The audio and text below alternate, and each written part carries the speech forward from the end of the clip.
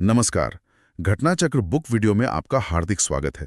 आइए प्रारंभ करें इस यात्रा को, जहां हर विषय वस्तु को हम सरल, स्पष्ट और परीक्षा उपयोगी ढंग से प्रस्तुत करेंगे। दुनिया का सबसे बड़ा लोकतंत्र सुनने में कितना बड़ा लगता है ना? पर सवाल यह है कि आखिर ये काम कैसे करता है। आज हम इसी विशाल और सच कहूं तो काफी जटिल व्यवस्था की परतों को एक एक करके खोलेंगे। वो व्यवस्था जो करोड़ों लोगों को एक साथ जोड़कर रखती है। तो असली सवाल यही है, इतनी विविधता, इतने सारे लोग, इतनी भाषाएं, ये सब मिलकर एक लोकतंत्र के तौर पर चलते कैसे हैं? चलिए इसी सवाल का जवाब आज हम सब मिलकर ढूंढते हैं। तो देखिए, इसे समझने के लिए हमने इसे 5 हिस्सों में बांटा है। सबसे पहले बात करेंगे भारत के संविधान की, फिर देखेंगे कि इस लोकतंत्र के गार्डियंस यानी संरक्षक कौन है। उसके बाद आएगी सबसे जरूरी चीज, जनता की शक्ति। फिर जानेंगे कि एक नागरिक के तौर पर हमारे अधिकार क्या हैं, और आखिर में हम उन चुनौतियों पर भी नजर डालेंगे जो इस लोकतंत्र के सामने खड़ी हैं।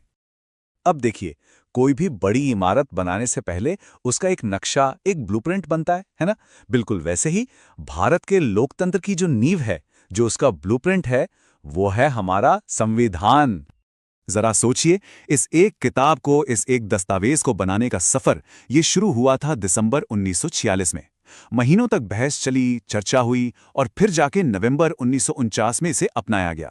और वो ऐतिहासिक दिन 26 जनवरी 1950, जब ये पूरी तरह से लागू हुआ। और सच में उस दिन भारत की किस्मत हमेशा के लिए बदल गई। तो हम ये जो शब्द सुनते हैं, लोकतांत्रिक सरकार, इसका असल में मतलब क्या है? देखिए, मतलब बहुत सीधा सा है। एक ऐसा सिस्टम जहां असली पावर, असली ताकत जनता के हाथ में होती है, और सरकार वो लोग चलाते हैं जिन्हें जनता खुद चुनती है। अच्छा, अब इस सरकार को चलाने के लिए समझिए कि 3 मजबूत पिलर हैं, 3 स्तंभ। पहला है कार्यपालिका, मतलब एग्जीक्यूटिव, जिसमें राष्ट्रपति और प्रधानमंत्री आते हैं। दूसरा है विधायिका, यानी लेजिस्लेचर, हमारी संसद। और तीसरा न्यायपालिका, यानी जुडिशरी, जिसका सबसे बड़ा हेड है सुप्रीम कोर्ट। ये तीनों ही मिलकर सिस्टम में एक बैलेंस बनाकर रखते हैं। लेकिन सोचिए, सिर्फ पिलर खड़े कर देने से तो काम नहीं चलता है ना? कोई तो चाहिए जो उन्हें संभाले, उनकी रक्षा करे। और यहीं पर आते हैं हमारे लोकतंत्र के गार्डियंस, यानी वो संस्थाएं जो इस पूरे सिस्टम की पहरेदारी करती हैं। और इन संरक्षकों में सबसे पहला और शायद सबसे जरूरी नाम है चुनाव आयोग। 1950 में इसे बनाया गया था और इसका सिर्फ एक ही काम है, एक ही मकसद, पूरे देश में फ्री और फेयर इलेक्शन करवाना। यही वो संस्था है जो लोकतंत्र की जड़ों को सींचती है, उसे मजबूत रखती है। और जरा सोचिए, आजादी के ठीक बाद इतना बड़ा, इतना मुश्किल काम, इसकी बागडोर सबसे पहले किसने संभाली थी? वो थे सुकुमार सेन, भारत के पहले चीफ इलेक्शन कमिश्नर। उन्हीं की देखरेख में देश का पहला आम चुनाव हुआ था, जो अपने आप में एक बहुत बड़ी, एक ऐतिहासिक घटना थी। अब देखिए, समय के साथ साथ संस्थाएं भी बदलती हैं, विकसित होती हैं। जैसे कि प्लानिंग कमीशन, यानी योजना आयोग, 1950 में बना और दशकों तक देश की पॉलिसीज को गाइड किया। फिर 2015 में इसकी जगह ले ली नीति आयोग ने, जो आज सरकार के लिए एक थिंक टैंक की तरह काम करता है। और यह भी एक सच्चाई है कि जहां पावर होती है, वहां करप्शन का खतरा हमेशा मंडराता रहता है। तो इसी से लड़ने के लिए 1964 में एक और गार्डियन बनाया गया, सेंट्रल विजिलेंस कमीशन, जिसे हम सीवीसी कहते हैं। इसका एक ही काम है, सरकार के कामकाज में ईमानदारी बनाए रखना। तो ठीक है, हमारे पास एक संविधान है, उसकी रक्षा के लिए संस्थाएं भी हैं। लेकिन लोकतंत्र का मतलब क्या है? असली पावर किसके पास है? जवाब बिल्कुल सीधा है, जनता के पास। तो चलिए अब देखते हैं कि ये शक्ति, ये पावर असल में काम कैसे करती है। भारत के सिस्टम को कहते हैं बहुदलीय संसदीय लोकतंत्र। हाँ, मैं मानता हूं, सुनने में थोड़ा भारी भरकम लगता है, पर इसका मतलब बस इतना है कि यहां किसी एक या दो पार्टी का राज नहीं है।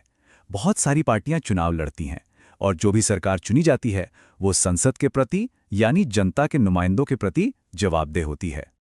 तो ये पूरा प्रोसेस चलता कैसे है?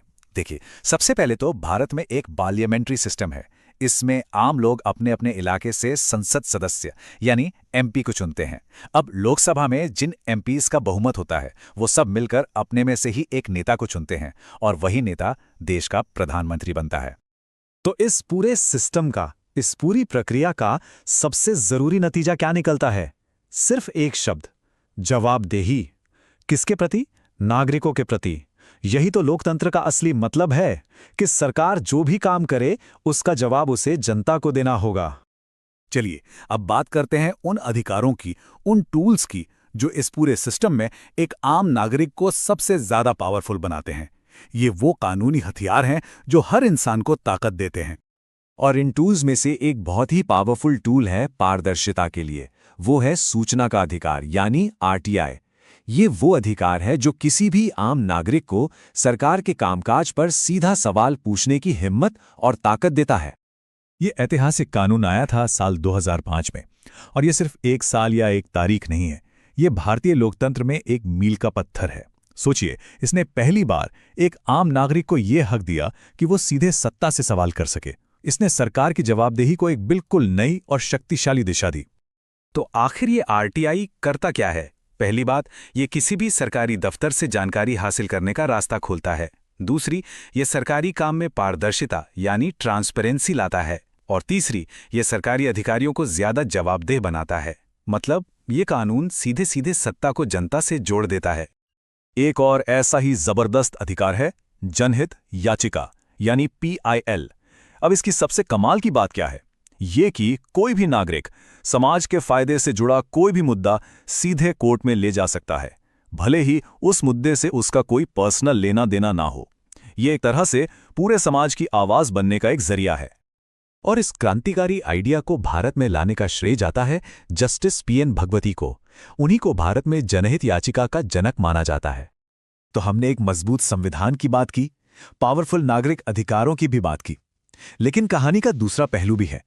ये मानना भी बहुत जरूरी है कि इस पूरे सिस्टम के सामने आज भी कई बड़ी बड़ी चुनौतियां, कई बड़ी बाधाएं खड़ी हैं। आज भी भारतीय लोकतंत्र के रास्ते में गरीबी, जातिवाद और भ्रष्टाचार जैसी बड़ी बड़ी चट्टानें खड़ी हैं। इसके अलावा अशिक्षा है, सांप्रदायिकता है, क्षेत्रवाद है। ये सब वो ताकतें हैं जो लगातार इस सिस्टम की जड़ों को कमजोर करने में लगी रहती हैं, और इसी वजह से तरक्की की रफ्तार कई बार धीमी पड़ जाती है। तो आखिर में सवाल यही बचता है कि इतने बड़े और इतने पेचीदा लोकतंत्र का भविष्य तय कौन करेगा? क्या इसकी मजबूत संस्थाएं इसे आगे ले जाएंगी, या फिर नागरिकों को मिले अधिकार इसे एक नई ताकत देंगे? या कहीं ऐसा तो नहीं कि ये पुरानी चुनौतियां इस पर हावी हो जाएंगी? ये एक ऐसा सवाल है जिसका जवाब सिर्फ भविष्य में नहीं, बल्कि हम सबकी कोशिशों और हमारे विवेक में छिपा है।